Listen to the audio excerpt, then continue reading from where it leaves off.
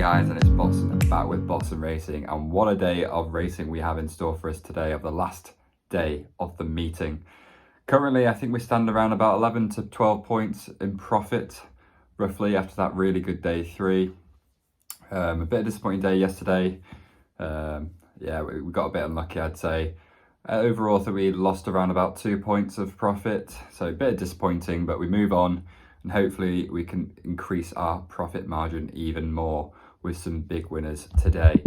Now, moving on to the first race, it's the Chesham. And the Chesham usually wasn't a big race, looking 10, 15, 20 years ago. But now it's produced a lot of big winners. And definitely the horses that go here sort of tend to be looking towards guineas in the year after. So definitely a race to keep an eye on. This 2-year-olds race definitely can produce some really nice horses, and you see that within the favourite Alfred Munnings. Now he's currently evens, you can get him around about 5 to 4 at the moment of recording, and I think he should go and win this race. I'm not going to be backing it as a selection, I will be backing it with a reverse forecast with Cryto Force, and I will be backing Cryto Force each way as well. Now, this horse beat August Rodin, which I've also backed for the Guineas next year. And I think this horse was a very, very impressive last time out. He'd been bought for a million, or just shy of £1 million. And I think it's very, very interesting that he's only 9 to 1. I think it should be a lot shorter than that. August Rodin got a bit unlucky on his race on his debut. He'll come a lot on for that next time out, and I expect him to run pretty well. However, Cryto Force at 9 to 1 seems like a solid price for me, and I will be backing this each way at 9s and be throwing this in a reverse forecast with the favourite Alfred Munnings. So moving on to the second race. Not really much to say about that, really. Next race is Dubawi Legend is the one I've picked. James Doyle and Hugo Palmer, what a pairing these two have become, really. Very disappointing last time out. Again, not too sure what went wrong really. Clearly the mile trip, the extra furlong, doesn't mean Dubawi Legend can stay, which is a bit weird due to his pedigree being Dubawi. However, it looks like the 7 furlongs is his trip, and again 2 lengths behind Native Trail last year. He's beaten Brazil Power by 5 lengths over good to firm ground over at Doncaster in the summer last year. So this horse looks really, really nice on good to firm ground at 7 furlongs. So he's getting the trip, he's getting the ground, and surely at 9 to 1 it's a decent price. Again, very, very disappointing last time out. I think the extra furlong is not his trip. So definitely 7 is where it's at, and you can get him 9. So I'll be backing that, and that's the only bet I will be backing on this second race. Moving on to the 340. This race is the Hardwick Stakes, and I can't look no further than the favourite here, Hurricane Lane. This horse, a St Leger winner, 3rd in the Arc de Triomphe. What a bit of piece of form. Again, dropping back down to that mile 4. I think that's perfect. Even though he won mile 6 at St Leger, he got picked on the post by Tollard Royale over the same trip on heavy ground over in France. And this is a lot weaker field here. Definitely think this is worth a big bet on, in my opinion. 5 to 6 is a massive price. Again, we haven't seen him this season, and this is his debut. I guess he will be looking towards maybe going for that Arc de Triomphe again this year round. But I guess this would be his debut and his warm-up. And mile 4 is obviously, he's won over this course, and well, not this course, but this distance for sure. And I will be backing this, and this will be my nap of the day. Will Buick and Charlie Appleby know what they're doing. What a great pairing, and I think Will is in need of a winner really. And the other bet in this race, one that I can definitely see getting there, is Third Realm. Now it was very, very impressive last time out. He won by 6 odd lengths. So maybe it's sort of a time to start looking at these horses where they do have that big impressive run last time out, and expecting to come on for that run as well. Now this horse was that good of a 3-year-old, but it definitely seems to improve as a 4-year-old. Disappointing run at Ascot on his debut as a 4-year-old. Yeah, it was a bit disappointing. I expected a lot better. That was on good ground over Ascot at the same distance. However, it looks like something clicked, and he needed that run on his debut as a 4-year-old, and it's all of a sudden he's just bolted home, winning by 6 lengths, as I said. Andrea Razzini and Roger Varian on board. Again, I think this horse has well overpriced, and he should be going off around about 6s, 5s, I reckon. Not too sure why he's so big. Hopefully Andrea can run a good ride for us, and I think this will be his first Ascot winner of this festival if he does win on third realm. So fingers crossed. So Hurricane Lane, the Nap, and third realm each way at 10s. The next two are in the Platinum Jubilee, also known as the Diamond Jubilee, but it's now known as the Platinum Jubilee, and I can't look again past the favourite. This horse has beat Nature's Strip, and that horse won emphatically in the King's Stand. Very, very disappointing last time out over 6 furlongs over at Flemington. However, again, I can't look past the fact that he's beaten Nature's Strip. Now, he did win over at Flemington. This is a stiff 5, and he's run over 6, so that should be fine. Good to firm ground again. Not too worried about this horse really. 5-2 seems a bit too big to me, and just that form alone I think should be good. Not too sure what went wrong in this previous run, but I think coming over here it could be a better run for sure. Definitely, I think it's overpriced really. I mean, it's not much to read about his form because I don't watch too much, or I can't really watch Australian racing, but the form alone just seems a bit interesting, and I can't look past the fact he's beaten Nature's Strip, and Nature's Strip's gone and done what he's done in the first day in the King's Stand. So yeah, 5-2, you can get that with Bet365, I think. Yep. And James McDonald's on board. He's trying to want some more winners after coming in here and going back to Australia. So yeah, home affairs. And the other one at big prices is Grenadier Guards. Now this horse is coming on from Japan, and it was very disappointing over at 6 furlongs. His first time over at 6 furlongs. He came 12 out of 18, finishing 3 lengths behind the eventual winner. Now, I think that's a bit disappointing. It was his reappearance as a 4-year-old over in Japan. Now, the horse's then penultimate run has won a Group 2. He's won a Group 3, a couple of good placings in Group 1s in May last year. And again, this is a big Group 1 over in Ascot, but he's got that form in Japan. Now he's going to need to come along a lot along for that. And again, hopefully last time out was sort of a needed run. And again, Ascot is a very testing ground. You need to have that stamina, the extra couple of 100 yards to last in Ascot. And I think definitely the fact that this horse has won over 7 furlongs on quick ground is a good thing over in Japan.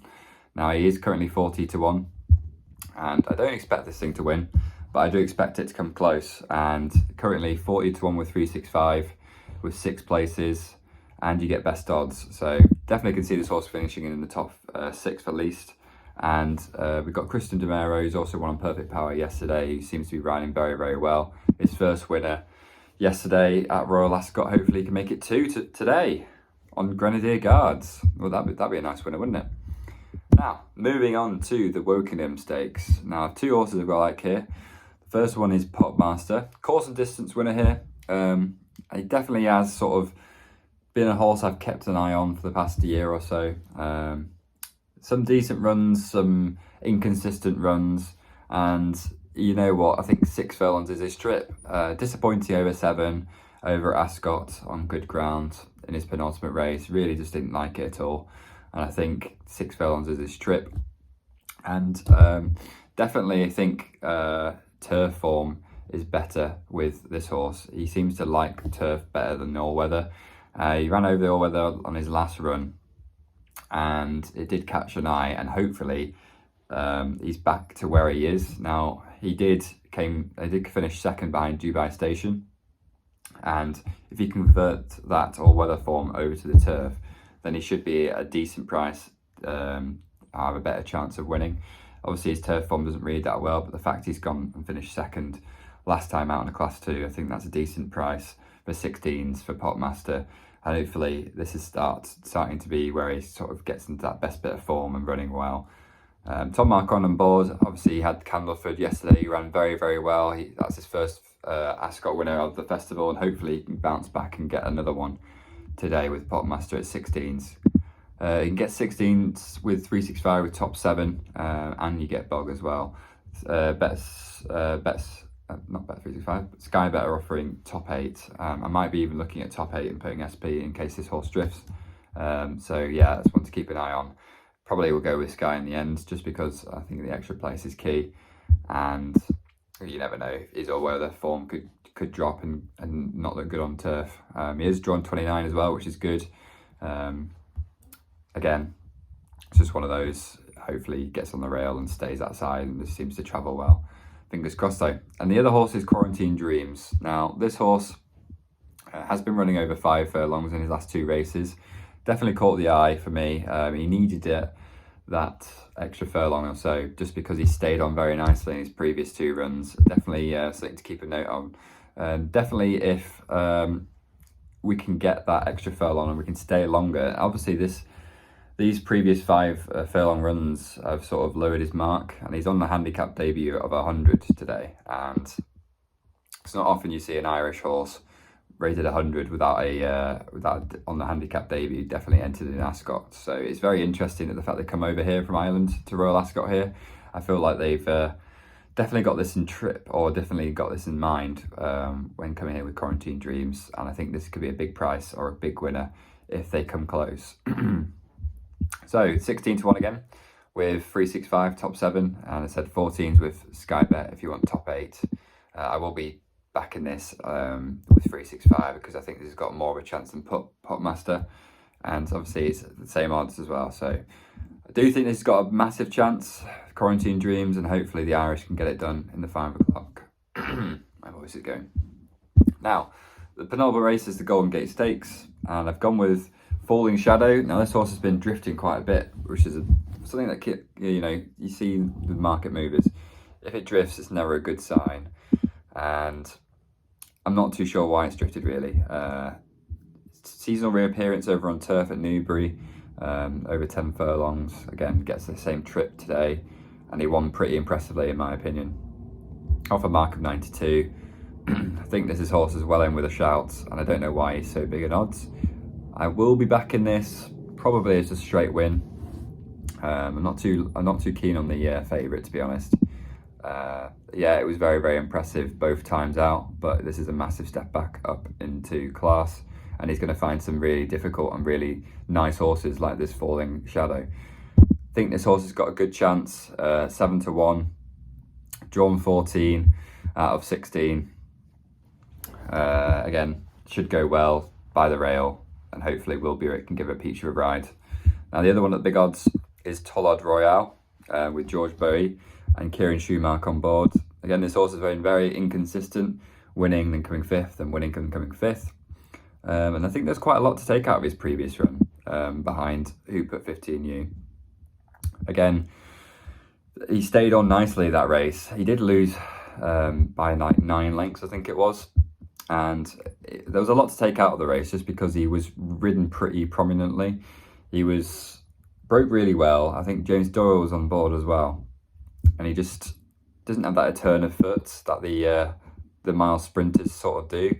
I think if he, as I said, he steps up and trip to 10 furlongs today, I think that's going to really, really suit him. But if he can sort of stay that extra 2 furlongs, which he's shown in those previous mile races that he can, this could easily stay on for a place. And it's something that I don't know with these bookmakers they take into account. I don't know if they just seem to overprice these horses, but at 33s it just seems way too big. I know he's finished 9 lengths behind a horse, which should be screaming alarm bells. But I just think he's got into good group company with those horses, even though it might have been 3-year-olds in the Class 2 race. However, this is the same class, and he's going up in trip, and he's stayed on really nicely. Yeah, he's finished 9 lengths, but he's also finished 5th, which isn't too bad. Now, you can get this horse at 33s, as I said, with Paddy Power top 4, but I will be going with those extra places. As I said, Bet365 are offering 28 to 1 with top 5, and I'll be back in that, definitely. Now move on to the penultimate, or not the penultimate, the final race of the whole festival. And I've got to look past TRUESHAN because the ground won't suit. That's why TRUESHAN's so big in the market. It just seems massive to me, and I said to myself, I can't be backing a horse that's not really won that well on anything quicker than good. Yeah, it has run on good ground, but nothing as quick as good to firm ground. and this could be the first time I see Hollow Doyle lose on TRUESHAN. So I've eliminated TRUESHAN. I've eliminated Wordsworth because I don't think that horse will run as good as people think it will. I should have won against Princess Zoe. Disappointed. So I've eliminated that, and that's left me with Falcon 8. Again, pretty nice form last time out over at Chelmsford, and I feel like this horse runs anything lower than soft ground, it runs really poorly. It ran in the Chester Cup last year, disappointing 5th, and that was just because of the ground. He's getting complete opposite to that today. He's getting good to firm ground, and I think that the changing ground will see a much better performance from Falcon 8. He's got the visor on board as well. Tom Wanquand, definitely a plus as well. You can get this at 9-2 currently with Bet365. That'll wrap up the Royal Festival. Hopefully we can stay in profit. As I said, I think we're around about 12 points in profit this festival. I will be doing a review either tonight or tomorrow, probably tomorrow, putting up my thoughts of the festival, what we can improve on, where we're unlucky, what to look out for next year, and maybe even look for a tip or two coming up with Goodwood coming up soon as well. So thank you for staying tuned. I know these posts have been very, very late to the off, but I can't help it. I'm sorry. I have to apologise for that. But hopefully we can end the day on the festival in profit. Fingers crossed. And I'll see you guys soon. Peace.